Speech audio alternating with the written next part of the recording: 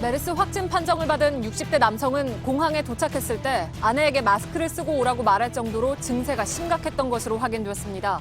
확진자와 접촉한 사람들 가운데 메르스 의심 증상을 보인 이들은 오늘 6명으로 늘었습니다. 1차 검사 결과는 모두 음성이었습니다. 청와대가 국회의장단과 여야 5당 대표들에게 평양에서 열리는 3차 남북 정상회담에 함께 가자고 공식 제안했습니다. 하지만 국회의장단은 참석이 어렵다고 했고 김병준 자유한국당 비대위원장과 손학규 바른미래당 대표는 거부 의사를 밝혔습니다. 평양에서 구구절 열병식을 취재한 JTBC 특별 제휴사인 CNN 기자는 대륙간 탄도미사일이 나오지 않은 대신 북한이 경제 성장과 우호적인 국제 관계를 강조했다고 밝혔습니다. 북한 주민들도 핵 미사일이 그립지 않다고 말하는 등 불과 1년 만에 상당한 변화가 있다고 설명했습니다. 현직 검사가 자신의 상관이었던 현직 지청장을 직권 남용 등으로 경찰에 고소한 사건이 JTBC 취재 결과 확인됐습니다. 검찰 내부를 비판하는 글을 쓴 뒤 퇴출됐다 복직한 박병규 부부장 검사는 당시 상사들로부터 게시글을 쓰지 말라고 강요받았다며 퇴출 과정에 대한 제대로 된 조사가 필요하다고 주장했습니다. 기무사령부가 세월호 참사 직후 유병언 검거에 동원돼서 민간인을 대상으로 감청 작전을 수행한 것으로 드러났습니다. 장애인 아시안게임이 한 달도 남지 않은 상황에서 대표 선수 자격 논란이 불거졌습니다. 일부 시각장애인들 가운데 군 입영 대상자와 운전을 하는 선수가 있기 때문인데 문화체육관광부는 이들에게 신체 검사를 다시 받도록 지시했습니다. 한적한 농촌에 정부의 토지 수용을 반대한다는 현수막이 걸려 있습니다. 정부가 신규 주택을 짓기 위해 일부 지역의 그린벨트 해제를 논의하는 가운데 오늘 밀착 카메라는 부동산 정책을 바라보는 이들 지역의 목소리를 들어봤습니다.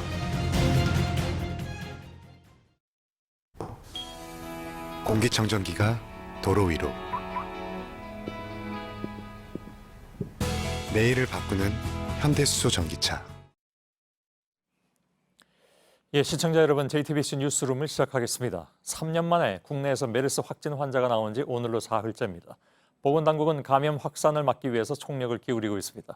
21명이 밀접 접촉자로 격리 조치됐고 일상 접촉자 400여 명은 전담 공무원을 통해서 1대1 관리를 하고 있습니다. 현재까지 이들 중에 6명이 메르스 의심 증상을 보였지만 다행히 1차 검사에서 모두 음성 판정이 나왔습니다. 3년 전 사태 때와 비교해서 정부 대응은 체계가 잡히고 신속해지기도 했지만 그럼에도 불구하고 아쉬운 점도 나타나고 있습니다.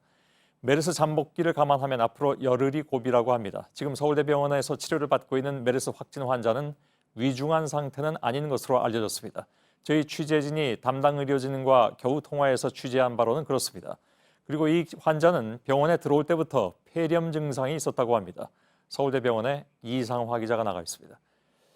자, 확진 환자가 폐렴 증상을 보이고 있다는 사실이 확인이 됐다면서요? 네, 그렇습니다. 현재 확진 환자는 서울대병원 격리병동에서 치료를 받고 있습니다. 지금 제 뒤로 보이는 곳이 진료지원동인데요. 본관에 붙어있는 건물입니다. 이곳에 음압병실이 있고 이곳에서 현재 확진 환자가 치료를 받고 있는 상태입니다. 격리병동으로 가는 길은 일반인들의 출입이 통제가 되고 있는 상태입니다. 어렵게 환자를 치료하고 있는 의료진과 통화를 했는데요. 이 의료진은 해당 환자가 서울대병원에 이송됐을 당시부터 폐렴 증상이 있었다고 밝혔습니다. 현재 치료를 계속하고 있지만 이 폐렴 증상이 더 나아지지도 나빠지지도 않은 채 현재 이르고 있다고 밝혔습니다. 한때 이 환자는 고열이 있기도 했지만 현재 위중한 상태는 아니라고 밝혔습니다. 예. 의심 증상을 보이는 사람들은 속속 나오고 있습니다. 1차 검사에서는 음성 판정을 받았다는데 2차 검사 결과는 언제 나옵니까, 그러면? 네, 현재까지 6명이 의심 증상을 보여서 추가로 검사를 받았습니다. 1차 검사에서는 모두 의심 음성 판정을 받았습니다. 6명 중 1명은 항공기의 외국인 승무원이었는데 확진 환자와 2m 이내에 있는 밀접 접촉자였습니다. 이 밀접 접촉자는 2차에서도 음성 판정을 받았습니다. 나머지 5명은 일상 접촉자인데요. 이 5명 중 1명이 어제 말씀드렸던 그 24살 영국인 여성입니다. 이 환자도 2차 검사가 오늘 나왔고요. 현재는 음성 판정을 받아서 퇴원한 상태입니다. 나머지 4명은 내일 중 차례로 검사 결과가 나올 것으로 보입니다. 예. 사람들이 이제 불안해하는 것이 이 사람이 어떻게 감염이 됐는가 이게 아직까지 이제 정확하게 알 수가 없다는 건데 혹시 더 밝혀진 내용이 있습니까? 네, 쿠웨이트에선 2016년 8월 이후에 메르스 확진 환자가 더 없었습니다. 때문에 질병관리본부도 어떻게 이 환자가 감염이 됐는지 정확하게 파악하지 못하고 있다고 밝혔습니다. 이 환자는 지난달 16일 쿠웨이트에 입국해서요. 한 20명 정도 직장인들이 공동 생활하는 직장 시설에서 생활했다고 합니다. 지난달 28일에 설사와 복통이 있어서 현지 병원을 2차례 정도 방문한 것으로 알려졌는데요. 이 현지 병원 진료 결과는 아직까지 질병관리본부가 조사 중이라고만 밝히고 있는 상태입니다. 예. 아무래도 이제 2차 감염을 막는 것이 가장 급선무인데 접촉자들 관리는 잘 되고 있습니까? 네, 오늘 오전 행정안정부와 17개 시도 부단체장들이 모여서 확산 방지 회의를 열었습니다. 아무래도 3년 만에 메르스 확진 환자가 나온 데다가 2주 뒤에 사람들이 이동이 많은 추석이 있는 테라 많이 긴장한 모습이었는데요. 때문에 대책도 조금 높이기로 했습니다. 밀접 접촉자와 달리 일상 접촉자는 보통의 경우에는 사나흘에 한 번씩 그 열이 있는지를 확인하는 이런 정도의 감시를 하고 있었는데요. 이번에는 전담 요원을 배정을 하고요. 매일 안내 전화를 하고 밀접 접촉자와 준하는 정도의 감시를 하겠다고 밝혔습니다. 무증상이 지속이 되면 22일쯤에 격리가 해제될 것으로 예상이 되고 있습니다. 예.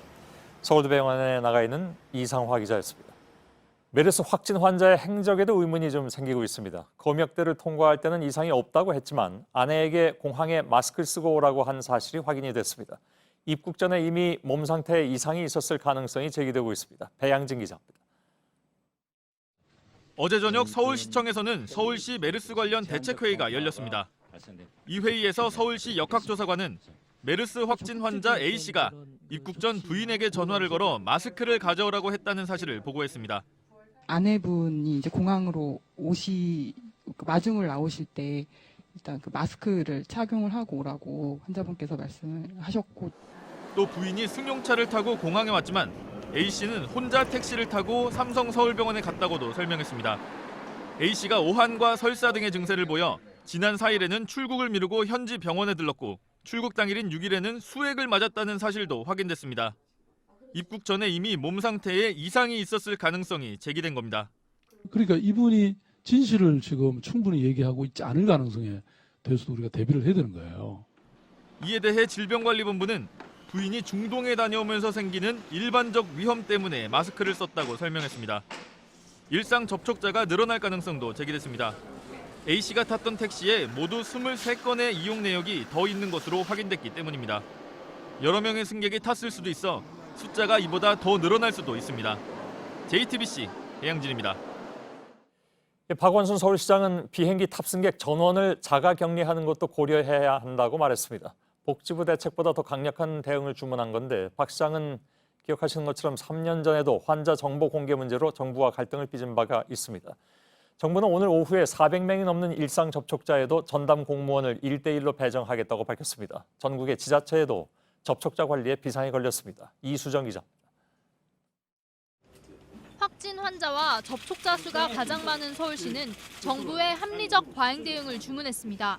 사실은 완벽하게 하려면 저는 이 409명 전체에 대한 자가격리가 맞다고는 보는데, 대책 회의를 자신의 소셜미디어를 통해 생중계하면서 다시 한번 강조했습니다. 세계 소방관 경기대회가 열리는 충주에는 열화상 카메라가 등장했습니다.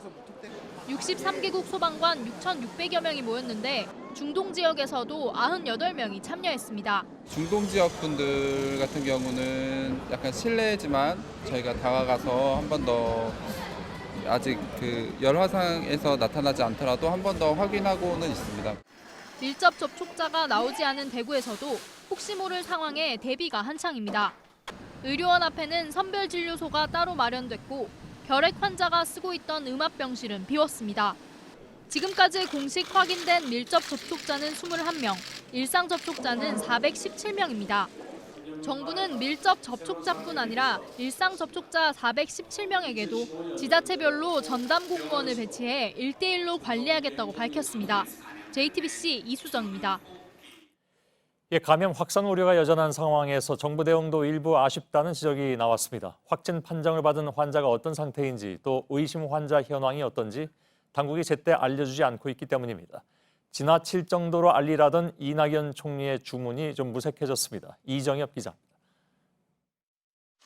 이낙연 국무총리는 어제 긴급 관계장관 회의를 열고 불필요한 국민 불안을 막기 위해 최대한 소상히 상황을 알리라고 당부했습니다. 모든 상황에 대비한 설명을 지나치다 싶을 정도로 해주셔야 합니다.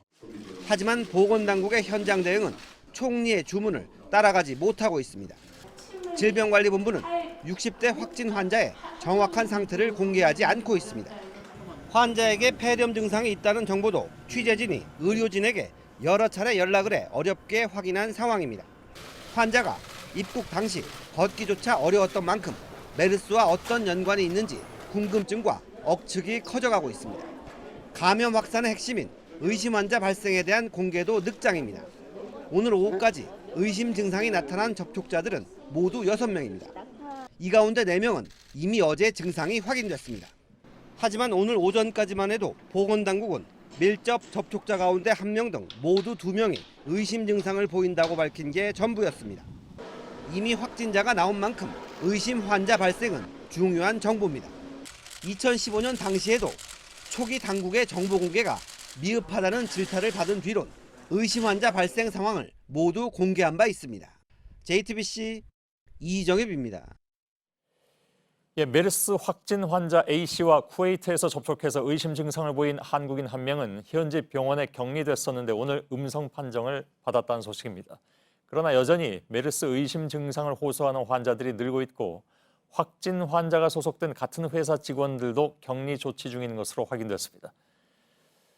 뉴스룸의 전임 앵커인 한윤지 씨가 쿠웨이트에 거주하고 있는데 가끔 일이 있을 때마다 이렇게 연결하게 됩니다만 바로 쿠웨이트여서 오늘 바로 연결하도록 하겠습니다. 한윤지 씨, 같은 회사 직원들은 지금 어디에 격리가 되어 있습니까? 네, 일단은 확진 환자와 같은 회사 직원들은 60여 명 정도인데 모두 숙소에서 격리 중입니다. 쿠웨이트 도심에서 차량으로 1시간 정도 떨어진 곳인데요. 문제는 이 직원들은 4개 현장에 흩어져서 일을 하고 있었는데 각 현장마다 다른 한국 업체 사람들과도 접촉이 꽤 많았다는 점입니다. 이곳 현장엔 한국 근로자가 400~500명 정도 있습니다. 업체들은 현재 자체적으로 접촉자를 가려 격리시키고 있습니다.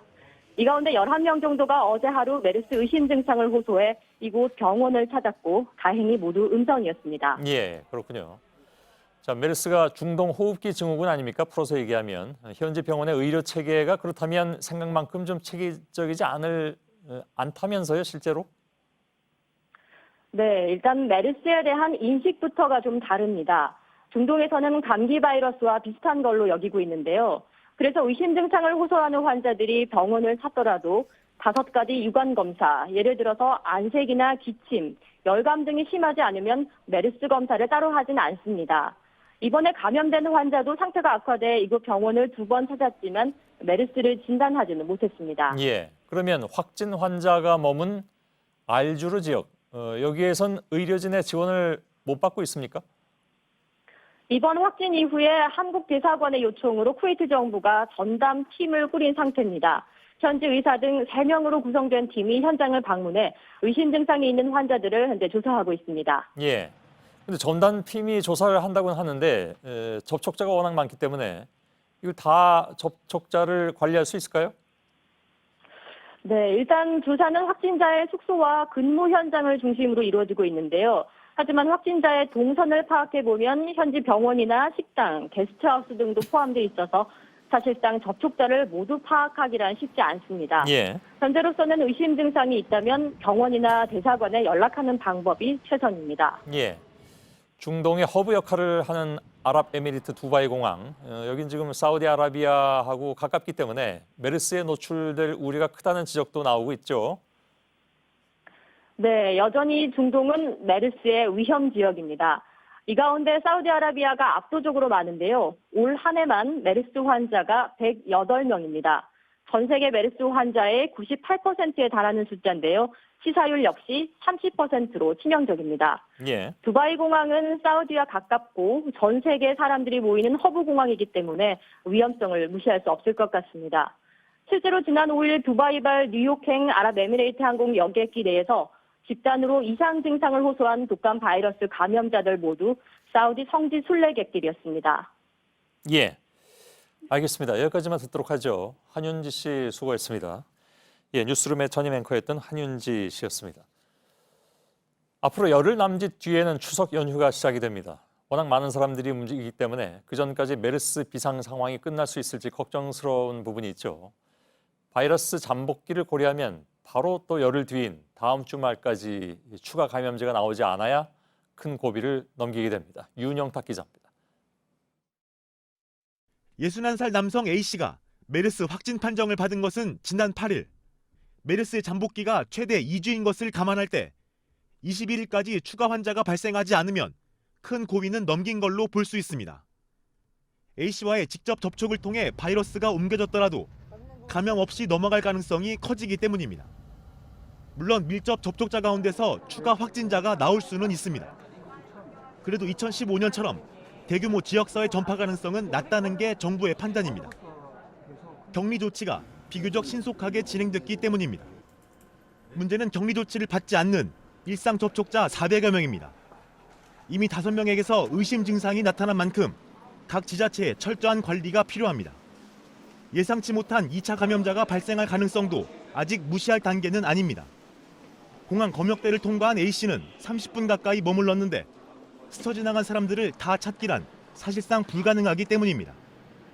WHO가 정한 공식 메르스 종식 기준은 마지막 감염자가 완치된 다음 날부터 최장 잠복기에 2배가 지난 28일 후입니다. 이 때문에 추가 확진 환자가 나오지 않더라도 공식 종료는 다음 달 초는 돼야 가능합니다. JTBC 윤영탁입니다. 예, 청와대가 문희상 국회의장과 여야 5당 대표 등 국회 관계자 9명에게 다음 주 평양에서 열리는 남북 정상회담에 함께 가자고 공식 제안했습니다. 그러나 자유한국당, 바른미래당은 거부했고 국회의장단도 동행이 어렵다는 입장을 밝혀서 이른바 협치 방북은 사실상 무산됐습니다. 이서준 기자입니다. 임종석 대통령 비서실장이 국회의장단과 여야 5당 대표, 강석호 외통위 위원장 등 9명에게 정상회담에 같이 가자고 제안했습니다.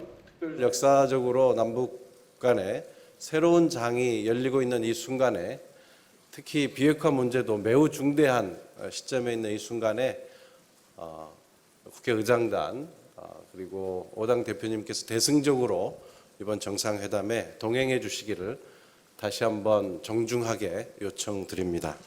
지난달 16일 문재인 대통령이 여야 5당 원내대표들과의 회동에서 의사를 밝힌 뒤 공식적으로 제안을 한 겁니다. 국회 정당 특별 대표단으로 구성하고 남북 국회회담 논의 같은 일정도 만들겠다는 뜻을 밝혔습니다. 앞으로 남북 교류나 경협을 본격 추진하려면 국회의 지지와 협조가 필수적이란 판단 때문이란 분석입니다. 여당과 민주평화당, 정의당은 환영했지만 자유한국당과 바른미래당은 거부 의사를 분명히 했습니다. 과연 거기에 정당 대표들이 그렇게 갈 이유가 있는가? 당 대표들이 지금 나서봤자 들러리밖에 안 됩니다. 국회의장단도 정기 국회 등에 전념한다는 이유로 거절했습니다. 이런 가운데 여야는 판문점 선언 국회 비준동의 문제를 남북 정상회담 이후 논의하기로 합의했습니다. JTBC 이서준입니다. 북미 비핵화 협상을 전담하는 스티브 비건 미 국무부 신임 대북정책 특별대표가 오늘부터 2박 3일 동안 한국을 방문합니다. 입국장에서 비건 대표는 한국 관계자들과 비핵화 진전 방안에 대해서 논의할 것을 기대한다고 말했습니다. 열병식에서 빠진 대륙간 탄도미사일 ICBM의 빈자리를 채운 것은 북한 주민들이었다.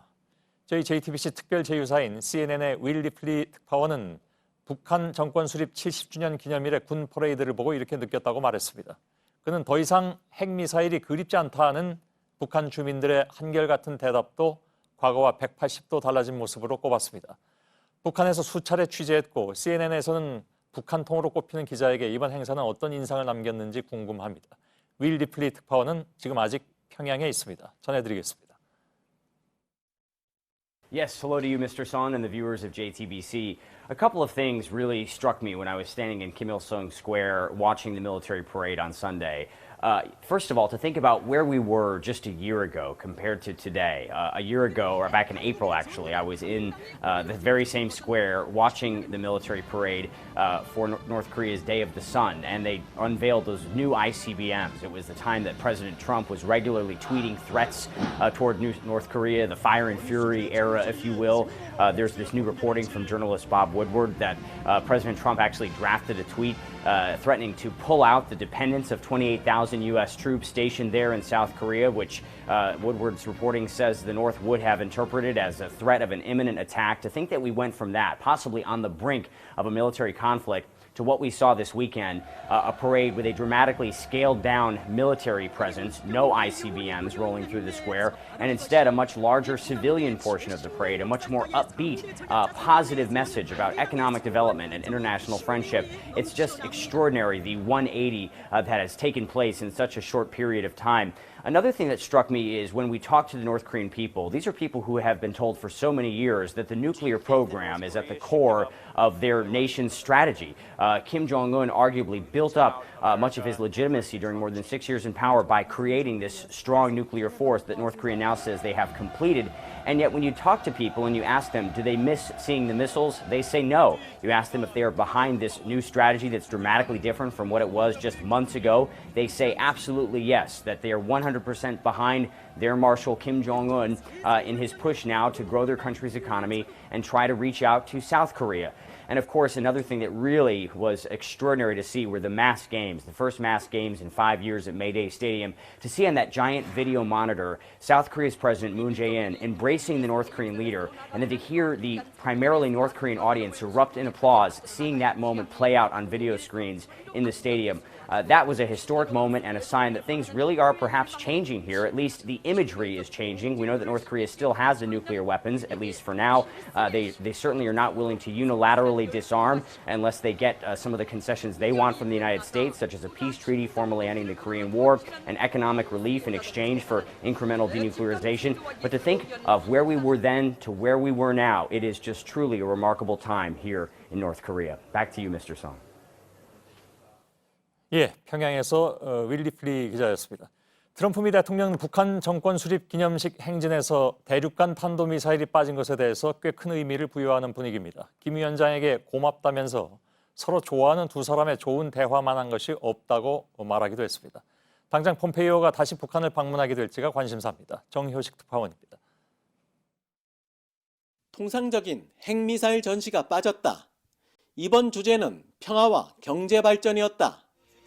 트럼프 대통령이 트윗을 통해 ICBM이 빠진 구구절 열병식을 북한에서 나온 크고 매우 긍정적인 성명이라며 이같이 말했습니다. 그러면서 우리 둘이서 모두가 틀렸다는 걸 증명할 것이라며 김정은 위원장과 사이에 좋은 대화만 한 것이 없다고도 했습니다. 뉴욕타임스는 화성 14, 15형 등 ICBM이 빠진 열병식은 북한이 워싱턴과 협상에 진지하다는 신호를 보여준 것이라고 해석했습니다. 트럼프 대통령이 김 위원장과 대화를 강조한 건 협상 재개를 염두에 둔 동시에 김 위원장이 보낸 네 번째 친서에 화답하는 성격으로 풀이됩니다. 주말 동안 폼페이오 장관이 가져온 친서를 받았을 가능성이 크기 때문입니다. 친서에는 폼페이오 장관의 4차 방북을 요청하는 등 북미 협상 재개와 관련한 제안이 담겼을 것이란 관측이 나옵니다. 국무부는 김 위원장 친서 내용에 관한 질의에 외교적 서신의 세부 내용에 대해선 언급하지 않을 것이라며 답변을 피했습니다. 워싱턴에서 JTBC 정효식입니다. 예, 북한은 어제 구구절에 10만 명을 동원하는 집단체조 공연도 5년 만에 부활시켰습니다. 과거 공연과 달리 반미 구호는 사라졌고 문재인 대통령과 김정은 국무위원장이 끼어앉는 장면은 새로 등장했습니다. 드론과 대형 프로젝터를 이용한 최신 공연 기술도 눈길을 끌었습니다. 김소현 기자입니다. 경기장 상공에 늘어선 드론 대형이 양옆으로 퍼지며 빛나는 조국이란 공연 제목을 띄웁니다. 문재인 대통령과 김정은 위원장의 4.27 정상회담 영상이 경기장 한 면 가득 상영됩니다. 두 정상의 포옹 장면 등을 대규모 프로젝터로 쏘아 올렸습니다. 4.27 선언 새로운 역사는 이제부터란 구호는 수천 명이 카드 섹션으로 만든 겁니다. 5년 전 아리랑 공연 땐 반미 슬로건이 있었던 자리입니다. 대외 관계 다각화 등의 메시지를 영어와 중국어로 표현한 것도 눈에 띕니다. 트럼프 미국 대통령, 시진핑 중국 국가주석과의 정상회담을 직접 언급하진 않았지만 김 위원장의 외교 성과를 강조한 걸로 읽힙니다. 일사불란하게 움직이는 군무에 레이저 조명을 더한 미디어 아트도 등장했습니다. 현장에 있던 CNN 기자는 집단체조 공연자들을 휴먼 픽셀, 인간 화소라고 표현하며 믿을 수 없다고 전했습니다. 북한은 어제 진행한 열병식 영상도 하루 지나 공개했습니다. 김 위원장이 리잔스 중국 전인대 상무위원장과 밀착해 여러 차례 대화를 나눕니다. 북미 정상회담 이후 공식 석상의 모습을 드러내지 않던 김여정 제1부부장이 주석단 뒤편을 오가는 모습도 포착됐습니다. JTBC 김소현입니다. 지난주에 대통령 특사 자격으로 북한을 방문했던 서훈 국정원장이 오늘 아베 신조 일본 총리를 만나서 방북 결과를 설명했습니다. 아베 총리는 이 자리에서 이제는 김정은 위원장을 직접 만나서 이야기할 때가 됐다는 강력한 의지를 밝혔다고 서 원장은 전했습니다. 올 초에 서지현 검사가 자신의 사건을 처음으로 알린 곳은 검찰 내부 게시판이었죠. 서 검사처럼 내부 게시판에 검찰 문제를 고발했다가 인사불이익을 받았던 검사가 또 있습니다. 2015년 검찰에서 퇴직 명령을 받았다가 올해 복직한 박병규 검사입니다. JTBC 취재 결과 박 검사는 자신의 퇴직 과정에 대해서 공개적인 수사를 요구하면서 당시 상관이었던 현직 지청장을 경찰에 고소한 것으로 확인됐습니다. 김지아 기자가 박 검사를 만났습니다. 2014년 7월 박병규 검사는 내부 게시판에 무죄를 무죄라 부르지 못하는 검사라는 제목의 글을 올렸습니다. 과거사 재심 사건에서 검찰 내부 방침을 어기고 무죄를 구형한 이문정 검사를 지지하는 글이었습니다. 어느 정도 경력을 가진 사람으로서 후배들을 위해서 차리는 목소리를 내주는 것이 맞다고 생각을 저는 했기 때문에 국정원 댓글 수사, 최동욱 총장 사퇴 등 굵직한 이슈마다 글을 올렸던 박 검사는 당시 상관으로부터 게시판에 글을 쓰지 말라고 강요받았다고 주장했습니다. 몇 번 불려갔습니다. 이런 걸 안 올리는 게 좋지 않느냐. 이런 거는 뭐 조직에 해가 된다. 너한테도 불이익이 가지 않겠느냐. 이후 자신의 수사를 상관이 막았다고도 말했습니다. 경찰관이 10대 소년을 폭행한 혐의를 받았다가 무혐의 처분된 사건인데 재수사를 요청한 자신의 주장이 묵살됐다는 겁니다. 한번 결정한 거는 안 바꾸는 게 좋겠다 하면서 해봤자 기소유예에 다루는 식으로 2014년 말 박 검사는 검사 직무 수행 능력을 평가하는 검사 적격 심사에서 탈락해 퇴출됐습니다. 제도 도입 14년 만에 유일한 탈락자였습니다.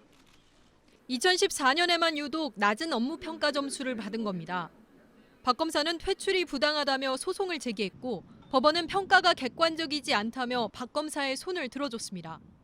올해 4월 복직한 박 검사는 당시 상관이었던 박모 부장검사와 김모 지검장에 대한 법무부 감찰을 요청한 데 이어 오늘 두 사람을 서울지방경찰청에 고소했습니다. 대검에서 사건을 안양지청으로 내려보냈지만 수사가 진척이 없다며 경찰에 수사를 맡긴 겁니다. 박 검사는 두 사람이 게시글을 쓰지 못하게 하는 등 직권을 남용했고 자신이 제대로 수사를 하지 못하도록 막았다고 주장하고 있습니다. 이에 대해 현직 지청장인 당시 부장검사는 글을 올리지 말라고 이야기한 적은 없다고 했습니다. 또 수사 방해 부분에 대해서도 다른 검사에게 이 사건을 맡겨서 재수사를 했고 시민위원회에 회부한 결과 기소유예 처분을 했다고 설명했습니다. 당시 지검장 역시 직권남용이나 수사 방해는 없었다고 밝혔습니다. JTBC 김지아입니다. 전국의 판사 대표들이 법원 행정처를 폐지하라고 의결했습니다. 사법농단 사태의 몸통으로 지목된 행정처가 사라져야만 법원이 제자리를 찾을 수 있다는 것인데 김명수 대법원장이 어떤 답을 내놓을지 관심입니다. 임지수 기자입니다. 오늘 전국에서 108명의 판사들이 경기도 고양시 사법연수원에 모였습니다. 전국 법관대표회의에 참석한 판사들은 법원 행정처를 폐지하라고 의결했습니다. 양승태 전 대법원장 시절 행정처가 재판 거래와 판사 뒷조사를 했다는 의혹으로 검찰 수사까지 받게 된 상황에서 근본적인 개혁을 촉구한 겁니다. 대신 법원의 행정은 예산, 정책 등 여러 기능을 분리해 별도 기구를 만들면 된다고 제안했습니다.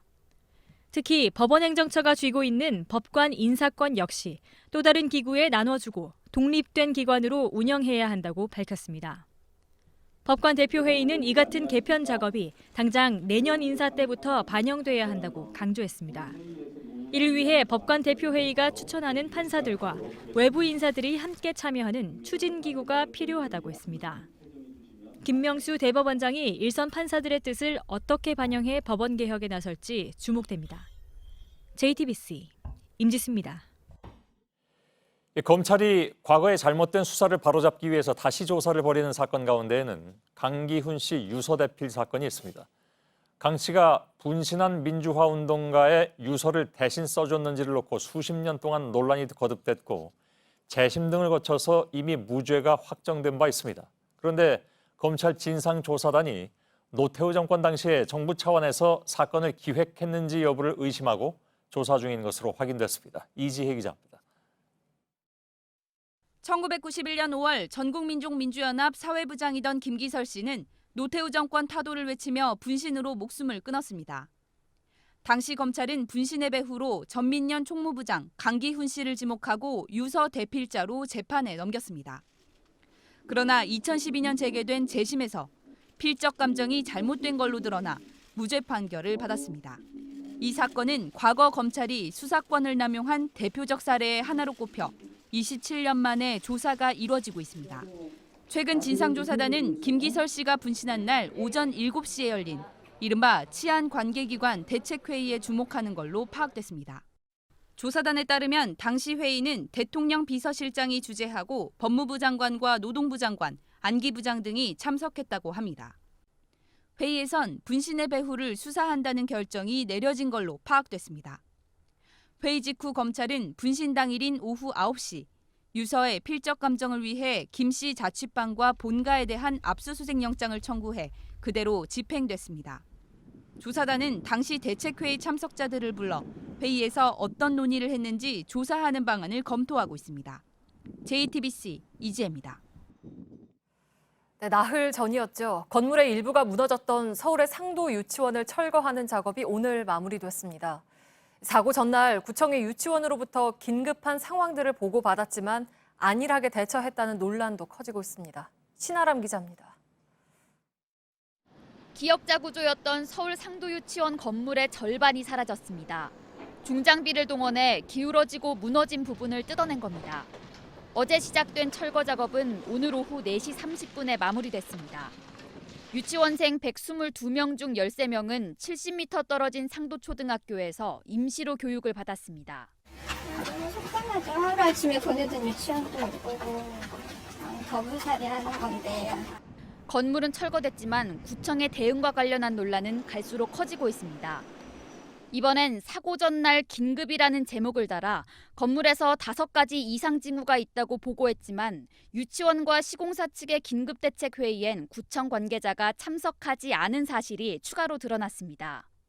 유치원 측에서 안전이 걱정된다며 민원을 넣은 것을 포함해 동작구청에 문제가 있다고 전달한 건 지난 3월부터 총 5차례였습니다. 하지만 현장 점검은 없었습니다. 내사에 들어간 경찰은 구청과 시공사 측이 적절하게 안전조치를 취했는지 집중적으로 들여다보고 있습니다. JTBC 신아람입니다.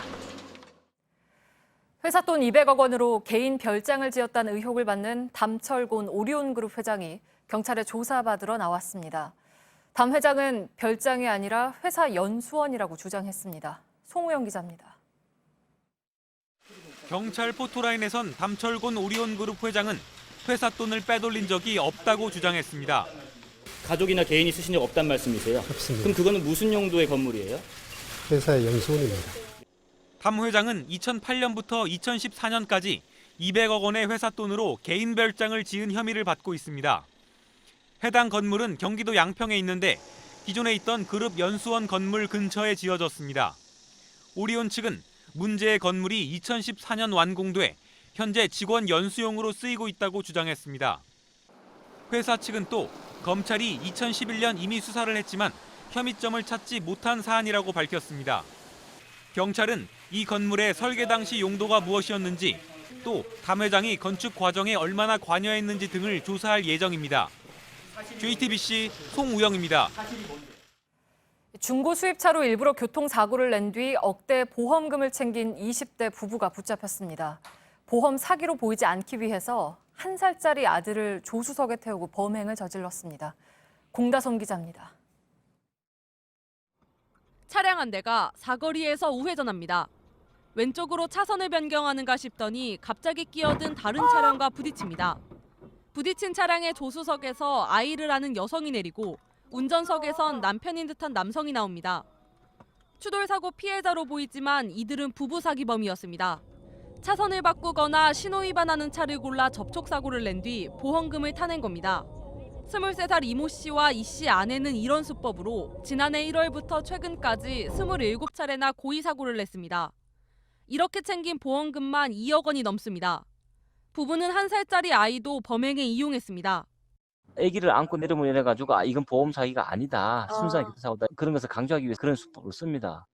이 씨 부부는 수리비가 비싼 수입차 세대를 번갈아 이용했는데 모두 10년 넘은 중고차였습니다. 낡은 차량은 부품 조달이 어려워 수리가 쉽지 않기 때문에 보험금을 현금으로 바로 받을 수 있다는 점을 노렸습니다. JTBC 공다솜입니다. 충남 당진의 한 농협에 강도가 들어와서 현금 2,700만 원을 훔쳐 달아났다가 3시간 만에 잡혔습니다. 범인은 근처에서 식당을 운영하는 50대였는데 공사장에서 쓰는 전동 모총을 쏘며 위협했습니다. 정영재 기자입니다. 큰 모자를 눌러 쓴 사람이 은행으로 들어옵니다. 가방에서 전동 모총을 꺼내 손님들을 위협합니다. 빈 가방을 은행원에게 던지고 놀란 시민들은 몸을 숙입니다. 오늘 아침 9시쯤 충남 당진의 한 농협에 강도가 침입해 현금 2,700여만 원을 훔쳐 달아났습니다. 뭐 1,000원짜리, 만원짜리 이렇게 보니까 빨리 5만 원짜리 내라고. 범인은 못 6발을 쏘고 2분 30초 만에 돈을 훔쳐 은행을 빠져나갔습니다. 다행히 다친 사람은 없었습니다. 차를 타고 도망간 범인은 범행 3시간여 만에 은행에서 6km 정도 떨어진 야산에서 붙잡혔습니다. 은행 근처에서 식당을 운영하는 51살 여성 박모 씨였습니다. 모자가 크고 그물이 달려 처음엔 여성인지조차 알지 못했지만 경찰은 차량 번호를 조회해 박 씨의 집 CCTV에서 같은 모자를 쓰고 나가는 박 씨의 모습을 확인했습니다. 박 씨는 대출금을 갚기 어려워져 술을 마시고 범행을 저질렀다고 진술했습니다. 경찰은 도주 과정에서 사라진 500만 원을 찾고 있는 한편 박 씨에 대한 조사를 마치는 대로 구속영장을 신청할 예정입니다. JTBC 정영재입니다. 세월호 참사 직후에 당시 정부는 유병헌 씨를 잡는 데 그야말로 총력을 기울였습니다. 일부에서는 이것이 사람들의 이목을 참사의 본질에서 비껴가게 한 것이라는 의구심을 가졌죠. JTBC 취재 결과 이 유병헌 검거 작전에는 기무사도 동원돼서 간첩 잡는 데 쓰는 단파 감청까지 했던 것으로 확인됐습니다. 기무사의 역할이 다시 한번 도마 위에 올랐습니다. 유선의 기자입니다. 세월호 참사 직후 기무사가 유병헌이 숨어있는 것으로 알려진 경기도 안성, 금수원 일대를 감청한 사실이 최근 확인됐습니다. 당시 기무사 고위 관계자는 법무부가 국방부에 지원을 요청했고 그에 따라 인천지검에 기무사 210 부대의 특수장비와 인력을 지원했다고 말했습니다.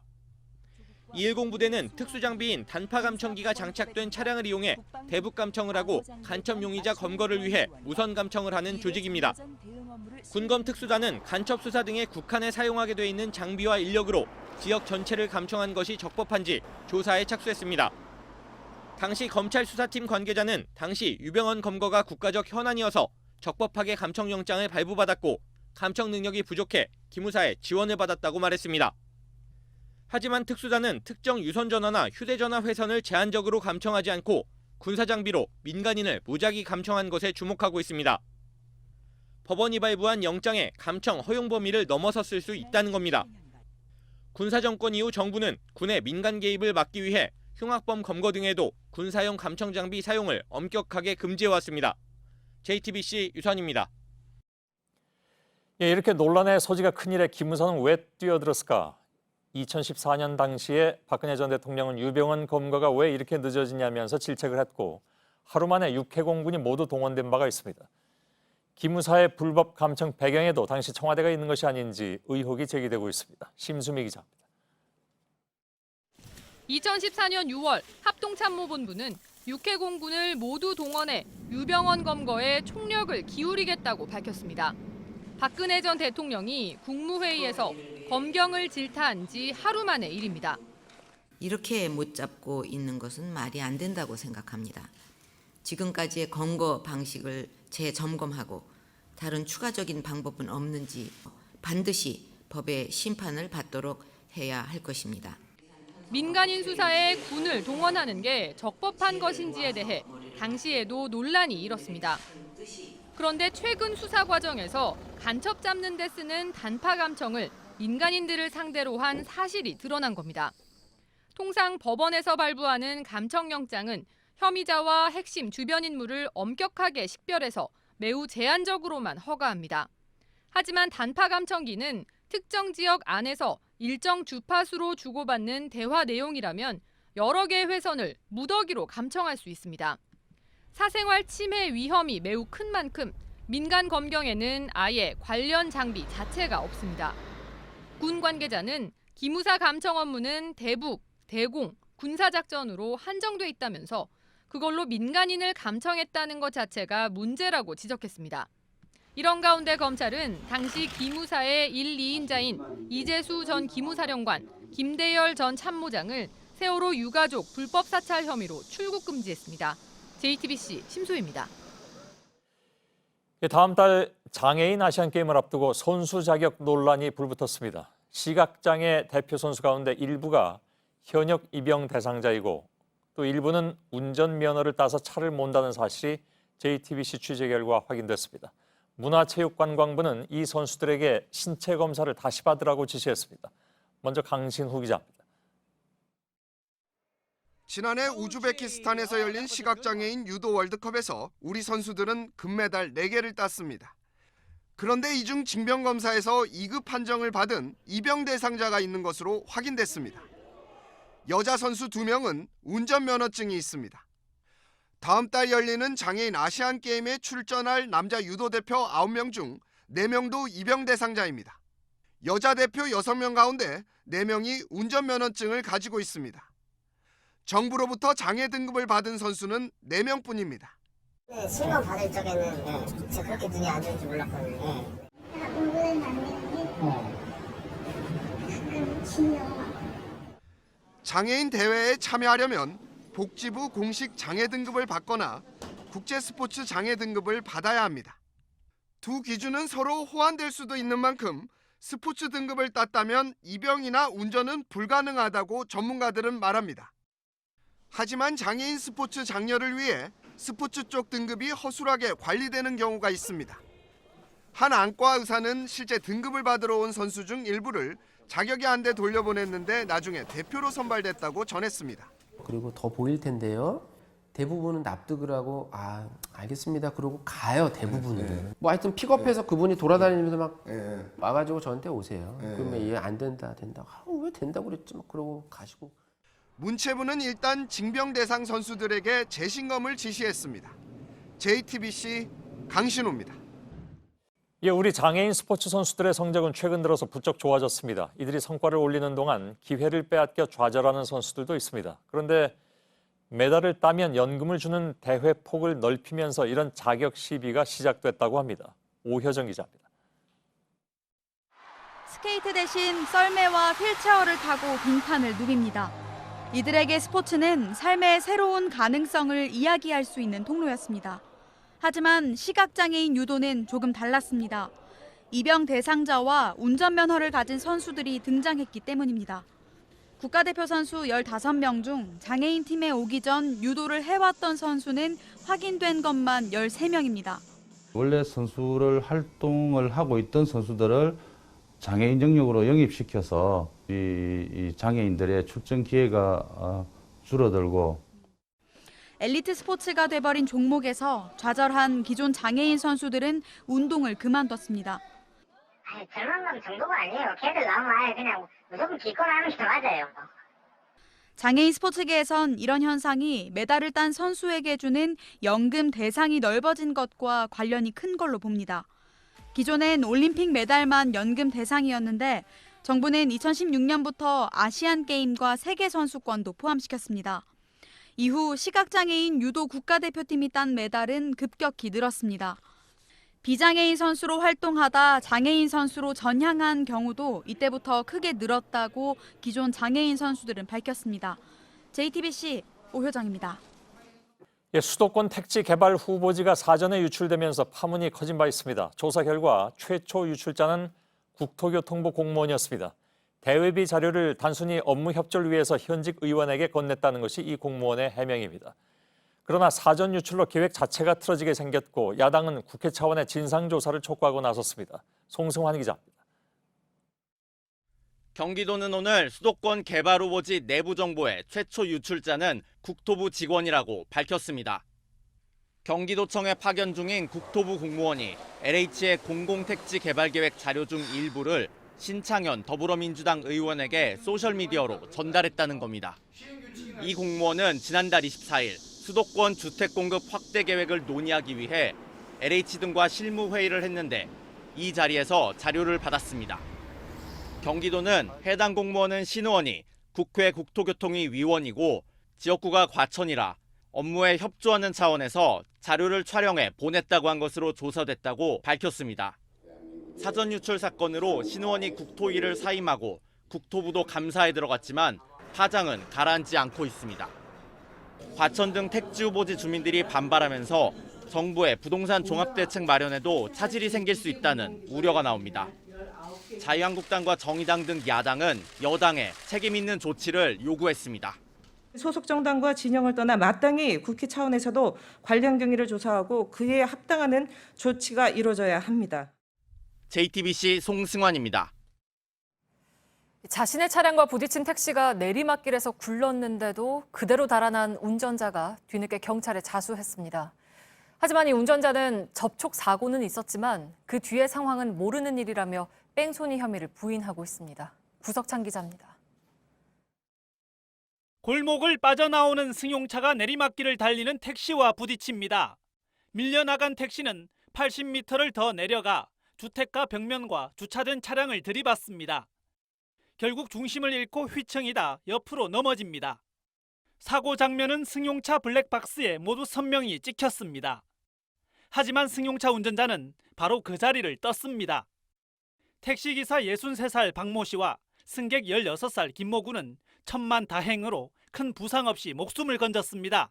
브레이크 잡으면 브레이크 안 듣는 거라. 나 오늘 막 끝이다 싶어서 막 앞에 있던 사람 내가 안전벨트를 맸어요. 그래서 살았지. 사고 현장입니다. 택시에 부딪힌 이 집의 벽면은 이렇게 큰 구멍이 날 정도로 완전히 무너져 내렸습니다. 강한 충격에 도로변 연석은 멀리 떨어져 나갔고 차량 파편도 어지럽게 널려 있습니다. 소리가 너무 커가지고 한 50명 정도 나왔지. 뺑소니 운전자 63살 조모 씨는 사고 12시간 만인 오늘 오전 11시쯤 경찰에 자진 출석했습니다. 조 씨는 택시와 접촉 사고는 있었지만 2차 사고는 보지 못했다고도 했습니다. 경찰은 CCTV를 추가로 확보해 음주 여부 등 도주 경위를 밝혀 처벌 수위를 결정할 예정입니다. JTBC 구석찬입니다. 최근 인천에선 15명의 사상자를 낸 남동공단 화재에 이어서 가구단지 화재까지 잇따라 큰 불이 나고 있습니다. 저희 취재진이 불이 난 공단 지역을 둘러봤습니다. 좁은 곳에 건물이 밀집해 있고 샌드위치 패널을 쓰는 곳이 많았습니다. 이혜원 기자입니다. 불이 난 가구 창고입니다. 건물 외벽이 모두 무너져 내렸고 옆에 있던 차도 녹아버렸습니다. 불은 건물 전체를 태우고 다른 공장과 창고로 순식간에 번졌습니다. 산업단지 특성상 여러 업체가 한데 모여 있어 불이 바람을 타고 쉽게 옮겨 붙었습니다. 위에서 내려다보니 도로 사이로 공장 등이 다닥다닥 붙어 있습니다. 지난 7일 79평짜리 창고에서 난 불은 10개 업체를 태우고서야 꺼졌습니다. 이 건물들은 대다수가 샌드위치 패널로 만들어졌습니다. 지난달 불이 나 15명의 사상자가 났던 인천 남동공단의 세일전자 공장도 마찬가지입니다. 다 샌드위치 판정이에요. 여기만 그러는 게 아니고 스티로폼이 들어있어요. 스티로폼. 금방 타버리죠. 글라스울, 그러니까 유리섬유 들어있는 거 있죠? 그런 걸로 써야 되는데 비용이 적게 들라고 하지 뭐 그잖아요. 건물에 인화성 물질이 많은 것도 피해를 키울 수 있습니다. 창고 안에 쌓여있던 커튼이나 나무로 만든 가구 때문에 유독가스가 퍼져 진화가 어려웠습니다.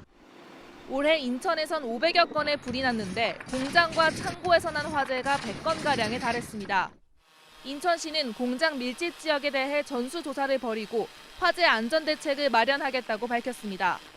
JTBC 이혜원입니다. 친구들이 모인 생일 파티, 유독 한 학생만 홀로 식사를 하고 다른 이들은 단톡창을 통해서 그 한 친구를 조롱하고 따돌립니다. 왕따, 집단 따돌림이 이젠 사이버 공간, 특히 스마트폰으로 옮겨갔습니다. 사이버불링은 온라인상에서의 집단 괴롭힘을 뜻합니다.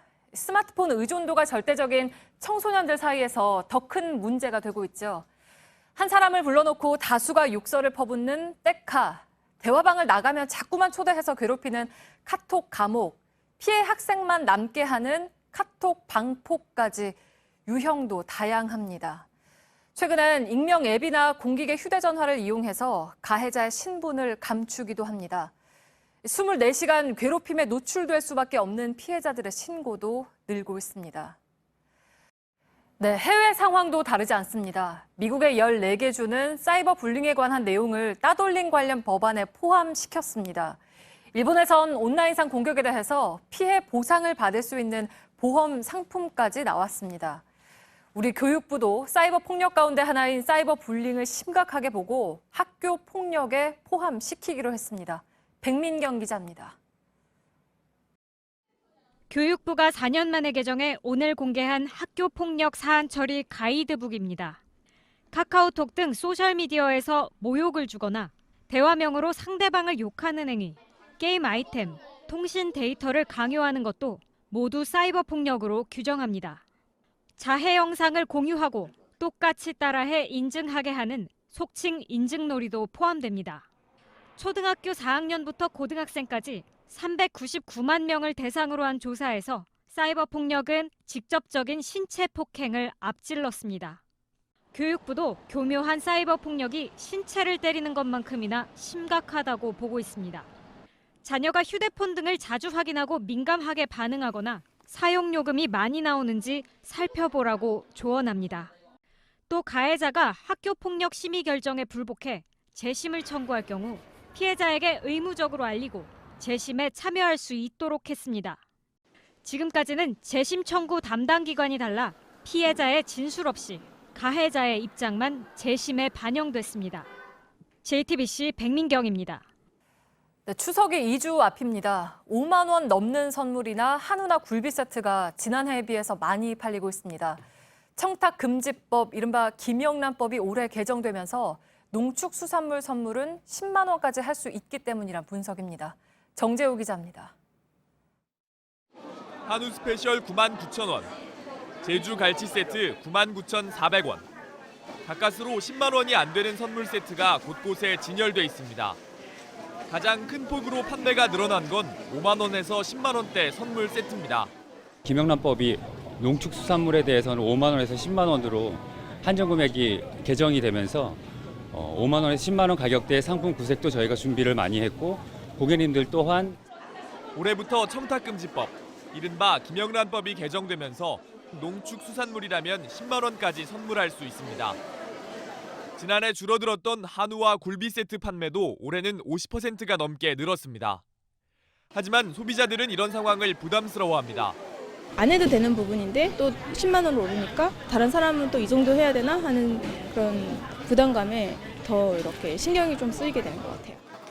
10만 원이 넘는 선물 세트까지 덩달아 판매량이 늘어나는 등 고가의 선물을 하도록 부추긴다는 지적입니다.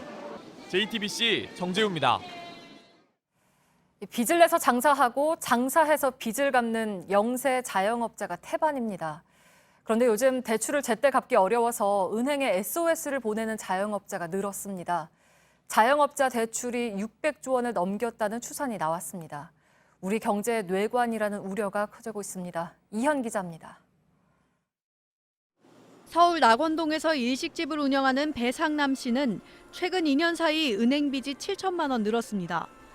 매출은 절반으로 줄었는데 인건비가 오른 데다 오래 일한 직원들을 내보내면서 퇴직금 등 목돈 나갈 일도 많았기 때문입니다. 못 갚죠. 계속 꾸고 가는 거죠. 장사를 한 달, 두 달 해가지고 목돈 만들어서 또 이렇게 빚 갚고 또 빚을 또 얻어서 또 장사를 해가지고 또 영업을 해서 또 빚 갚고 이게 계속 되풀이 돼요. 지난해 10월 금융감독원은 자영업자 대출 규모를 598조 원으로 산정했습니다. 올해 늘어난 개인 사업자 대출 16조 원을 더하면 자영업자 대출은 이미 600조 원을 넘긴 것으로 추산됩니다. 대출을 제때 갚지 못해 은행에 지원을 요청하는 경우도 많아졌습니다. 금감원에 따르면 개인 사업자 대출 119 프로그램으로 채무 상환 부담을 덜어낸 건수가 지난해 상반기보다 40% 늘었습니다. 10건 중 7건 정도가 5천만 원 이하 소규모 대출입니다. 은행 문턱을 넘지 못해 대부업체를 찾는 자영업자도 부쩍 늘었습니다. 자영업자가 상위 20개 대부업체에서 대출받은 규모는 2조 1,709억 원으로 최근 5년간 51.2% 늘었습니다. 부동산 대책으로 은행 대출을 죄는 사이 더 많은 영세 자영업자들이 고금리의 함정에 빠질 수 있는 만큼 이들을 위한 대책 마련이 필요하다는 지적입니다. JTBC 이연입니다. 북한 영화는 우리에게 낯설죠. 선전 영화가 많다는 것 정도만 알고 있을 겁니다. 조금 엉뚱하지만 이 선전 영화를 배우겠다면서 북한을 찾은 호주 영화 감독이 있습니다. 그러다 북한의 영화 촬영 현장을 담은 다큐멘터리 영화를 내놨습니다. 권근영 기자입니다. 화장돼 보이는 연기, 느닷없이 등장하는 노래, 그리고 강인한 여주인공도 빠지지 않습니다. 이런 선전 영화에 끌린 호주 영화 감독 안나는 2012년 9월 북한을 찾았습니다. 가스 채굴 기업에 맞서 시드니를 지키기 위한 영화를 고민하다 북한 선전 영화를 배우기로 한 겁니다. 북한의 영화 교본도 읽었습니다. 창작에서는 크게 노리는 곳이 있어야 한다. 3주 동안 평양에 머물면서 조선 예술 영화 촬영소를 비롯해 영화 현장 곳곳을 카메라에 담았습니다. 연기 실수가 나오면 북한 감독은 배우를 호되게 꾸짖었습니다. 웃음이 나오니 거의. 너 한번 저기 떼 갔다 오라. 평양 시민들의 평범한 삶도 가까이서 지켜봤습니다.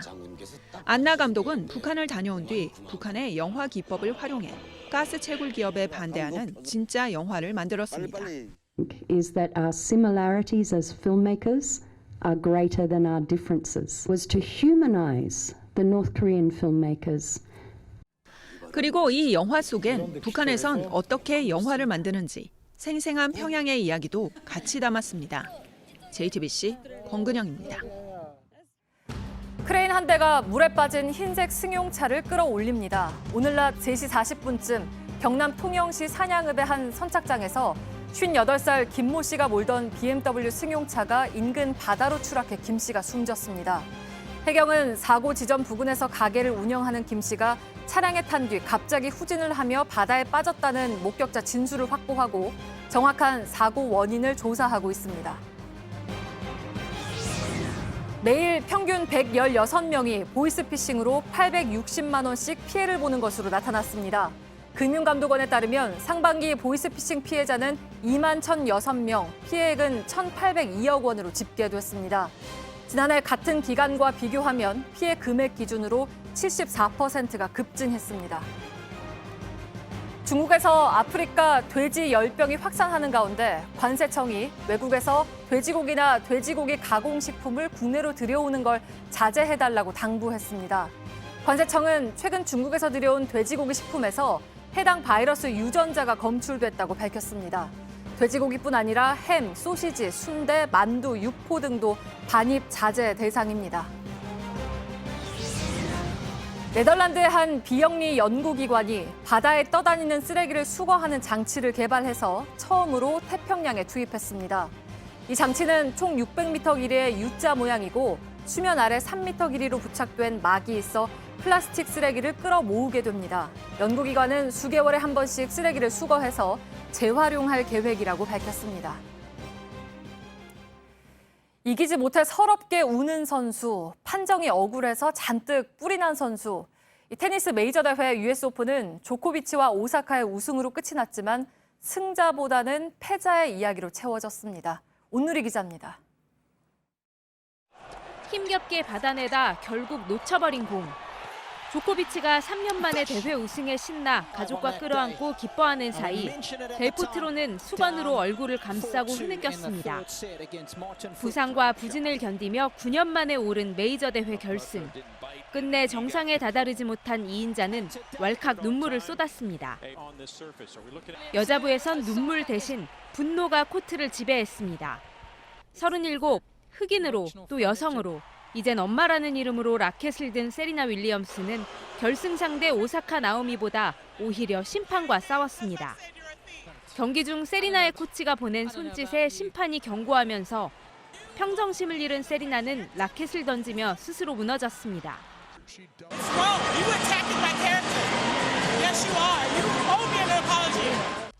논란으로 얼룩진 결승전은 쏟아지는 관중의 야유로 끝이 났습니다. 결국 승자는 머쓱한 분위기에 이기고도 웃지 못했습니다. I'm sorry. No problem. I know that everyone was cheering for her and I'm sorry. 세리나는 심판을 모욕했다는 이유로 2천만 원의 벌금을 내게 됐지만 세계 여자 테니스 협회는 남녀 선수의 감정 표현에 같은 기준을 적용하지 않았다며 성차별 이슈를 제기했습니다.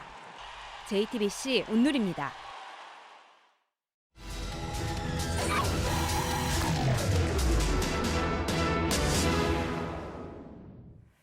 네, 정부가 수도권의 그린벨트를 풀어서 주택 공급을 확대하겠다는 정책을 밝히면서 그에 대한 논란도 뜨겁습니다.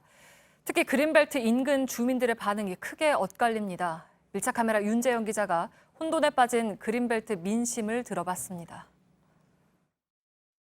한적한 농촌 비닐하우스 주변에 색색깔의 현수막이 끝없이 걸려 있습니다. 정부의 토지 수용을 반대하는 내용인데요. 이곳은 최근 정부가 개발 제한 구역을 해제해 공공주택을 짓겠다고 지정한 남양주시 진저읍입니다. 정부는 지난달 진저읍의 그린벨트 약 130만 제곱미터 부지에 공공주택 12만여 호를 짓기 위한 지구 지정을 완료했습니다. 수도권 집값 안정을 위한 조치지만 주민들 반발은 거셉니다. 수용되면 실업자인 거죠. 신혼부부들 몇 억씩 가지고 이거 살려면 그 사람들 가난한 사람들 아니에요. 우리가 가난한 사람이지. 노인네들이 가난한 사람 아니에요? 오랜 기간 그린벨트에 묶여와 수용 가격 기준이 될 공시지가도 주변에 비해 낮습니다. 1000평을 빨아가지고 딴 데 가서 500평도 못 사요. 쥐를 내쫓으라도 뭐 도망갈 구멍을 보고 내쫓으려다 배낭을 확 이걸 당하니까 너무 그냥. 지난 주말엔 청와대 인근에서 시위도 가졌습니다.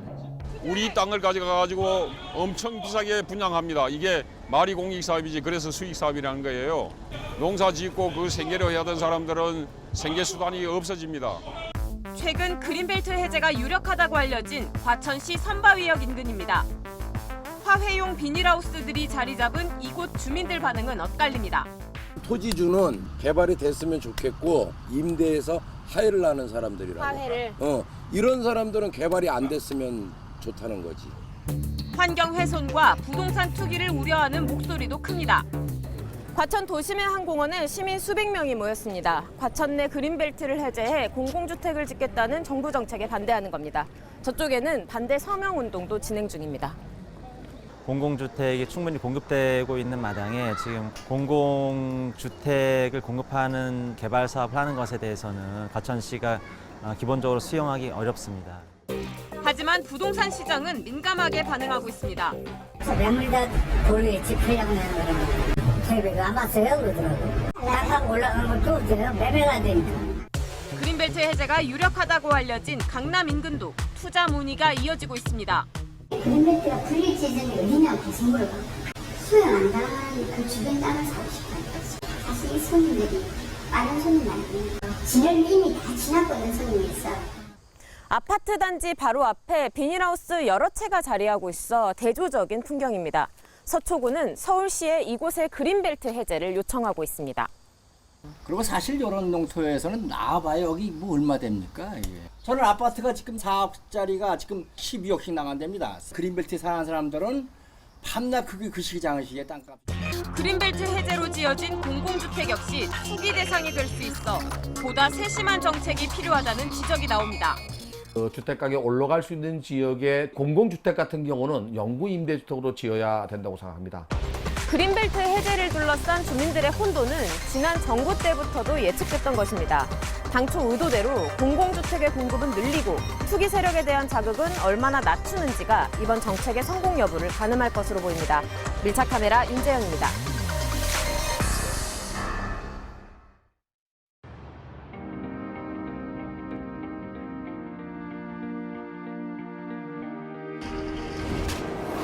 세계 석유화학의 새로운 중심지 동남아시아에서 아시아 최대 석유화학 회사가 되는 꿈 롯데케미칼이 이루고 있습니다. 화학이 있는 곳을 넘어 화학이 가야 할 곳으로 롯데케미칼은 지금 아시아의 최전선에 있습니다. 더 글로벌 플레이어 롯데케미칼.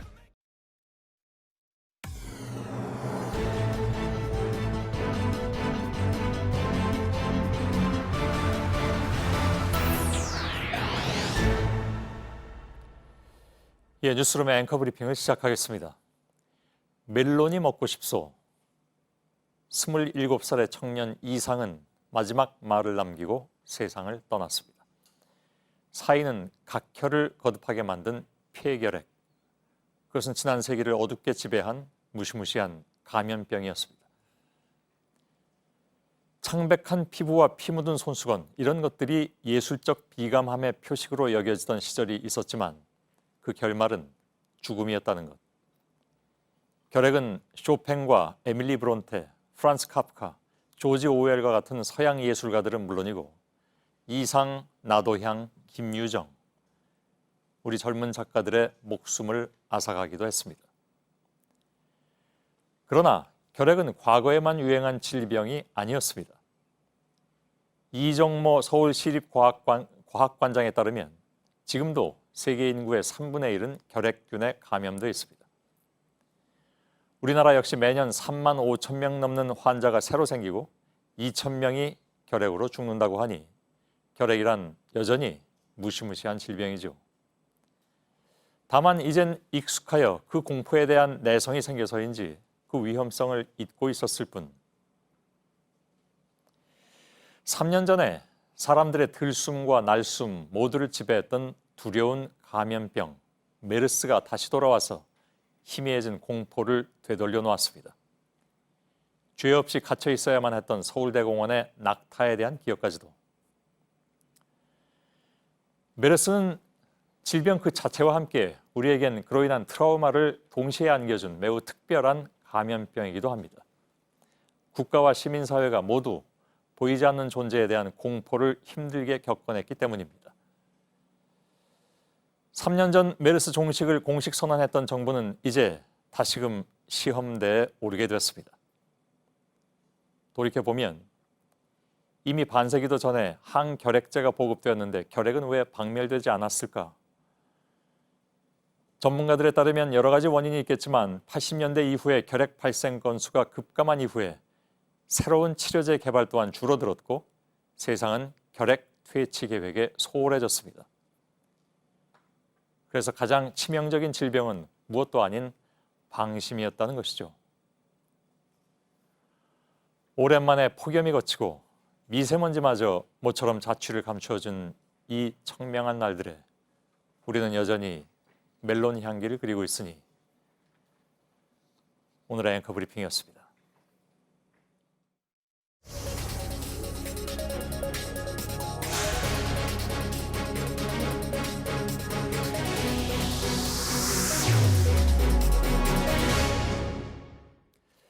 앞서 보건당국이 밀접 접촉자는 엄격한 자가격리 조치를 취하고 있다고 전해드린 바가 있습니다. 그런데 구멍이 있었습니다. 전해진 소식으로 보면 밀접 접촉자로 분류된 승무원 4명이 격리시설이 아닌 영종도의 호텔에 어제까지 머물렀던 것으로 확인됐습니다. 초기 대응에서 드러난 취약점 중에 하나입니다. 이정엽 기자가 전화로 연결되어 있는데 좀 더 자세히 얘기를 들어보도록 하겠습니다. 자, 이정엽 기자, 밀접 접촉자, 가까이서 접촉한 사람 4명이 여태까지 격리돼 있었던 것이 아니라 여러 사람들이 다니는 호텔에 묵었다는 그런 얘기인데 정확하게 좀 확인을 해봐야 될 것 같습니다. 네, 일단 질병관리본부에 따르면 밀접 접촉자로 분류된 승무원 4명이 호텔에 머문 게 사실로 확인됐습니다. 단순히 머문 게 아니라 다른 투숙객과 만나지 않도록 호텔 객실에 제대로 격리됐는지가 중요합니다. 일단 질본 측은 이들이 호텔 시설에서 격리돼 있었다고 설명했습니다. 외국 생활을 하는 승무원이다 보니 격리 수용할 자택이 별도로 없어 원래 묵는 호텔에 그대로 투숙시켰다는 겁니다. 예. 이들 가운데 2명은 아랍에미리트 현지에 거주하는 한국인, 나머지 1명은 이집트인으로 국내에 자택이 없었던 것으로 알려졌습니다. 예. 그 얘기는 질병관리본부에서 이 사람들을 통제하고 있었다는 얘기인가요? 아니면 그냥 관례대로 그렇게 했을 것이다라고 얘기하는 건가요? 정확하게 어떤 겁니까? 일단 질본 측은 격리 수용했다고 밝히고는 있는데요. 다만 어떻게 객실에서 어떻게 이 승무원들 격리했는지 정확하게 밝히진 않고 있습니다. 조만간 질본 측에서 이 부분을 자세히 설명을 해야 될 것으로 보입니다. 예. 호텔이라면 역시 이제 많은 사람들이 오가는 곳이기 때문에 뭐 방에서 꼼짝 못하게 했다면 혹시 모르겠지만 그 방에 누가 또 드나들었는지도 모르겠고 격리가 잘 됐을지가 역시 관건이군요. 네, 맞습니다. 현재 이들이 사람이 많이 오가는 호텔에서 과연 방에만 격리돼 있었는지 꼭 확인해 봐야 할 대목입니다. 특히 이 호텔에 머문 4명 중 1명은 오늘 추가로 밀접 접촉자로 지정된 승무원입니다. 그러니까 적어도 이 승무원은 격리 조치 대상에서 빠져 자유롭게 움직였을 가능성이 큽니다. 사실이라면 호텔에서 다른 승객들과의 접촉이 이루어졌을 가능성이 큰 상황입니다. 예. 그 4사람이 각각의 방에 있었다고 합니까? 아니면 뭐 2사람 짝지어서 혹은 4사람이 한꺼번에 이건 아직 모릅니까? 네, 아직까지 정확하게 어떻게 격리돼서 수용되어 있는지는 확인을 해주지 않고 있습니다. 예. 빨리 밝혀주는 것이 여러 가지로 불안감을 좀 덜 수 있는 방법인 것 같습니다. 지금은 문제 승무원들이 어디에 있습니까? 네, 이들은 현재 인천공항으로 어젯밤 늦게 옮겨진 것으로 확인이 됐습니다. 인천공항의 격리시설로 이동을 한 건데요. 대략 30시간 가까이 호텔에서 머물렀던 것으로 파악이 되고 있습니다. 오늘 추가된 밀접 접촉자 1명 외에 나머지 3명은 메르스 확진 사실이 확인된 직후 곧바로 공항 격리시설로 옮겼어야 했다는 지적이 나올 것으로 보입니다. 예. 여기서 메르스 확진이 됐을 경우라는 것은 이미 지금 서울대병원에 가 있는 그 A씨, 그 사람이 메르스 확진으로 확인이 됐으면 그 직후라도 빨리 이 승무원들은 옮겼어야 되는 것이다. 그 얘기를 한 거죠?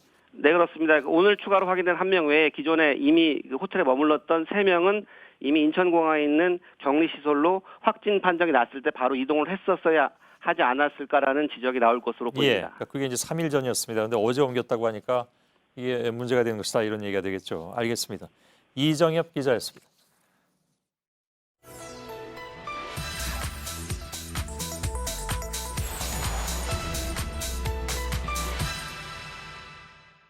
여러분, 북한 김영철이가 문재인에게 국민연금 800조 중에 200조를 내놓으라고 그랬답니다. 통일부 장관을 통해서 그 얘기를 했다는 거예요. 네, 3차 남북 정상회담을 일주일 정도 앞둔 시점에 국민연금 200조 퍼주기라는 루머가 퍼지고 있습니다. 특히 최근 2, 3주 사이에 이런 카카오톡 메시지로 확산되고 있습니다. 팩트체크팀에도 여러 건의 제보가 들어왔습니다. 이른바 퍼주기 프레임은 저희가 몇 차례 다뤘는데 논란이 뜨거운 국민연금까지 등장했다는 점에서 검증할 필요가 있다고 봤습니다. 오대영 기자, 최소한의 근거라도 있는 겁니까? 근거를 찾기 어렵습니다. 주장의 핵심은 지난달 13일 판문점에서 열린 남북 고위급 회담에서 북측이 우리에게 요구를 했다는 겁니다. 당시 북한의 김영철 노동당 부위원장이 조명균 통일부 장관에게 요구했다는 겁니다. 하지만 김 부위원장은 이 회담에 참석하지도 않았습니다. 4차 회담엔 북측의 이성권 조평통 위원장을 비롯해서 5명만 나왔습니다. 네, 그러니까 회담에 참여하지도 않은 인사가 우리에게 국민연금 200조 원을 요구했다라는 주장인 거네요. 네, 이 주장이 허구라는 건 국민연금의 투자 구조를 조금만 들여다봐도 알 수가 있습니다. 네. 국민연금의 기금 총액은 638조 원 정도입니다. 국내외 주식과 채권 등에 전액 투자한 상태입니다. 이걸 정부가 독자적으로 뺄 수가 없습니다. 외부 위원이 과반인 기금운용위원회가 정합니다. 내 외부 감사와 국회의 국정감사를 받습니다. 운용 상황이 매달 홈페이지를 통해서 공개됩니다. 네. 그리고 또 하나 확산되는 정보는 남북의 국민연금이 통합된다라는 거죠? 네, 최근 한 전직 국회의원이 자신의 페이스북에 올린 글에서 시작된 것으로 보입니다. 이후에 온라인 이용자들 사이에서 이게 통합이 되기 전에 빨리 돌려받거나 납부 거부 운동을 벌여야 한다는 반응으로 이어졌습니다. 그 근거는 국민연금연구원이 2017년에 낸 보고서입니다. 제목은 한반도 통일에 대비한 남북 연금 통합 기본계획 보고서입니다. 2014년부터 시작된 연구의 결과물입니다. 네. 이 보고서의 내용은 통일 이후에 대한 겁니다. 그리고 남북의 국민연금 재정 운용을 분리해야 한다라는 겁니다. 네, 그러니까 퍼주기와 관련해서는 정말 끊임없이 거짓 정보들이 생산되고 있는 것 같은데요. 네, 저희 팀이 올해 1월부터 하나하나를 되짚어봤습니다. 네. 평창 올림픽이 이슈였던 1월, 북한의 참가 비용을 우리가 현금으로 준다라는 정보가 한창 떠돌았습니다. 실제로는 우리 정부와 IOC가 현물로 지원을 했습니다. 국호와 단일팀 유니폼을 다 양보했다고 해서 평양 올림픽이라고 주장했던 것도 기억을 하실 겁니다. 가상화폐가 화두였던 2월, 북한의 비트코인 거액 송금이라는 루머가 확산이 됐습니다. 네, 저희가 이 두 사안 모두 팩트 체크를 했었잖아요. 네, 그렇습니다. 남북 정상회담 직후인 4월 말에는 청와대가 김정은 위원장에게 10억 원짜리 벤츠를 선물했다라는 거짓 정보가 퍼졌습니다.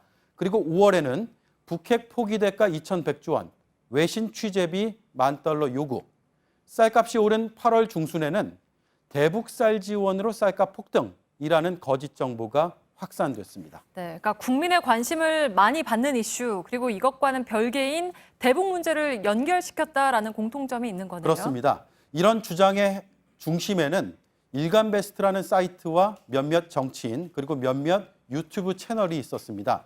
유튜브 조회수를 저희가 한번 따져봤습니다. 평창올림픽 관련 내용은 21만 회, 비트코인 송금 관련 102만 회, 4월 정상회담 관련 32만 회, 8월 대북 쌀 지원에 대한 거짓 정보가 80만 회였고 국민연금 200조 원 퍼주기도 현재까지 16만 회를 넘어섰습니다. 확산력을 무시하기가 어렵습니다. 네, 팩트체크 오대영 기자였습니다.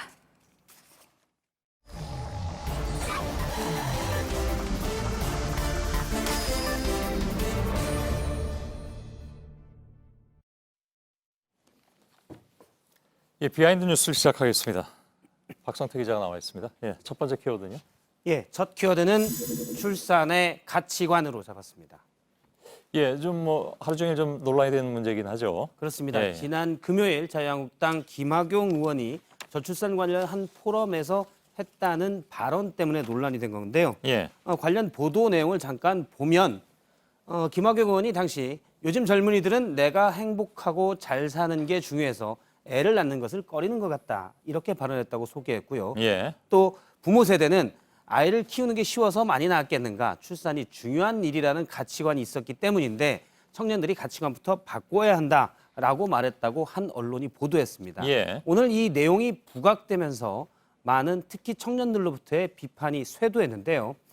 몇몇 그 소셜미디어에 올라온 표현들을 보면 입이 다물어지지 않는다라는 반응도 있었고요. 출산주도 성장을 주장한 김성태 원내대표나 김학용 의원 등은 식솔드부터 출산을 장려해서 대가족을 이뤄달라고 했었고 그냥 간단하게 사퇴하시오라는 주장도 있었습니다. 예. 뭐 하여간 이 말이 사실이면 논란이 될 만한 그런 내용이긴 하죠. 근데 김학용 의원은 그렇게 말하지 않았다고 했다면서요? 예, 제가 통화를 했었는데 강하게 반박을 했었고요. 조금 전에 포럼에서 했던 발언의 녹취록을 공개를 했습니다. 예. 녹취록을 자세히 살펴보면 부모 세대는 부모 세대 얘기를 하면서 자식을 많이 낳아서 집안을 일으켜 세우는 것만으로도 그중 자식 중 한 명이 일으켜 세우는 것만으로도 대리만족을 얻었고 그것을 기쁨으로 알고 살았다. 그런데 요즘 젊은 세대들은 자식보다는 당장 내가 행복하게 사는 것이 중요하다. 그래서 사회적으로 출산이 찬사를 받고 존중받는 분위기를 만들어야 한다라고 얘기를 했습니다. 예. 일단 청년들이 가치관을 바꿔야 한다는 건 아니고 그런 사회 분위기를 만들어야 한다라는 주장이었는데요. 예. 김 의원은 아예 둘째부터는 대학도 그냥 보내주고 집도 한 채씩 줘야 된다라는 주장을 펴기도 했습니다. 집을 줘요? 그렇습니다. 예. 뭔가 획기적인 대책이 필요하다는 건데요. 지금까지 저출산 대책에 수백조 원을 썼지만 별 효과가 없었다며 화끈한 지원책을 해야 된다. 그건 뭐 지난번에 나온 뭡니까 출산하자마자 2천만 원. 예. 20세까지 그러니까 성년 때까지 1억 원. 그렇습니다. 이거보다 더 파격적인 건가요? 요즘 지불 집값이 중에? 많이 올라갔기 때문에 예. 부담은 계속 커질 수 있는 파격적인 대책입니다. 그런데 지적이 계속됐지만 현실성도 좀 없다는 건데요. 예.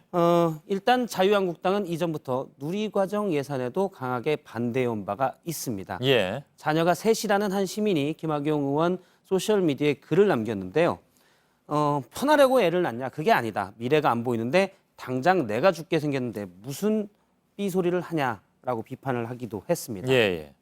편하려고가 아니라 이제 너무 힘들어서 그렇죠. 세상이 아이를 키우기가 예. 또 그 아이들이 나중에 이 세상을 어떻게 살아갈지도 걱정이 되고 그런 것도 있겠죠. 그래서, 그렇습니다. 그 얘기는 좀 와닿는 것 같습니다. 두 번째 키워드는요? 두 번째 키워드는 노타이 문체위로 잡았습니다. 예. 뭐 문체위에서 타이 안 메고 회의했나요? 예, 오늘 문화체육관광위원회 전체 회의에서는 한 명을 제외하고는 모두 타이를 매지 않았습니다. 잠깐 영상을 보면 안민석 위원장도 매지 않았고요. 남녀 의원들 모두 다 드물게 노타이 차림인 것을 확인할 수가 있습니다. 여성 의원들이 원래 넥타이는 안 매니까요. 예, 그렇습니다. 그리고 심지어 출석한 도종환 문체부 장관도 넥타이를 매지 않았습니다. 예. 문체위는 상임위 성격상 문화적 상상력이 넘치도록 뭔가 다양성을 추구하자. 옷부터 추구하자며 오늘 노타이 차림이었는데요. 노타이로 획일적으로 안 하는 것도 좀 자율적이진 않은 거 아닌가요? 앞서 본 영상은 사실 다양성은 아직은 좀 없어 보입니다. 예. 하지만 안민석 위원장은 국회 상임위가 모두 노타이인 것은 해방 후 첫 사례라고 강조를 했고 아, 그런가요? 예, 의사 출신인 자유한국당의 박인수 의원은 노타이가 건강에도 좋다고 했는데요. 넥타이가 뇌졸중을 증가시키기 때문에 넥타이를 심하게 매는 것은 굉장히 안 좋은 거다라고 주장하기도 했습니다. 예, 걱정되는군요. 예, 이 부분은 과거 연구 결과에도 나와 있습니다. 아무래도 목을 꽉 매게 되면 정상에는 괜찮지만 뇌졸중 위험군의 경우 혈류 속도가 느려지기 때문에 뇌졸중 위험이 높아진다는 분석이 있었습니다. 예. 안민석 위원장은 앞으로 청바지 데이나 아니면 무슨 태권도복 데이 등도 구상을 하고 있다. 날짜를 잡아서 특별한 파격을 보여주겠다고 했고요. 예. 피감기관도 국회 출석할 때 문화적 상상력을 발휘해달라고 했는데요. 답변뿐만 아니라 패션도 피감기관이 좀 골라야 신중하게 고민을 해봐야 될 것 같습니다. 예. 자, 하여간 어떻게 또 바뀔지 궁금하기도 합니다. 예. 예. 자, 다음 거는요? 네, 세 번째 키워드는 아베의 의자로 잡았습니다. 예, 늘 화제가 됐던 그 의자를 얘기하나 보죠? 그렇습니다. 오늘 서훈 국정원장이 일본의 아베 총리를 예방해서 대북 특사단으로 갔던 일을 설명을 했는데요. 예. 눈에 띄는 것은 역시 의자였습니다. 지금 오른쪽에 아베 총리, 왼쪽에 서훈 국정원장이 있는데 의자가 같은 의자입니다. 아, 이렇게 보면 서훈 원장의 의자가 조금 낮아 보이긴 하는데 사진 자체가 좀 기울어져서 그런 거군요. 예, 앞에 바닥에 수평선을 보면 약간 기울어진 모습이고요. 예. 같은 의자로 보입니다. 사실 아베 총리가 서훈 국정원장에게는 지금까지 3번 본인과 똑같은 의자를 내줬는데 극히 드문 사례입니다. 예, 알았습니다.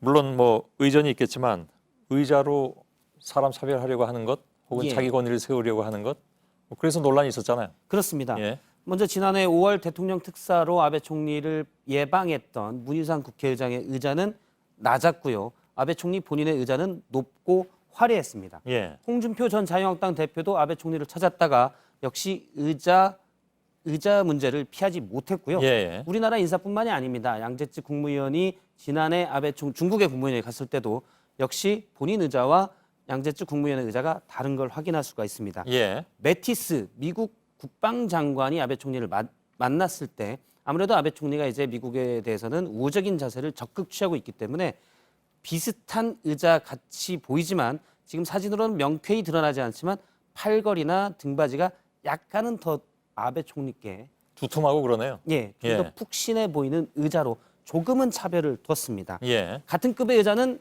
총리나 대통령, 상대방 국가에 아니면 결코 내주지 않았는데 서훈 국정원장에게만 3번 본인과 같은 의자를 내줬는데 아무래도 북한 정보에 좀 목마르거나 또는 김정은 위원장과 만나고 싶어하는 아베 총리가 선 국정원장을 특별히 대우한다는 해석이 가능합니다. 예.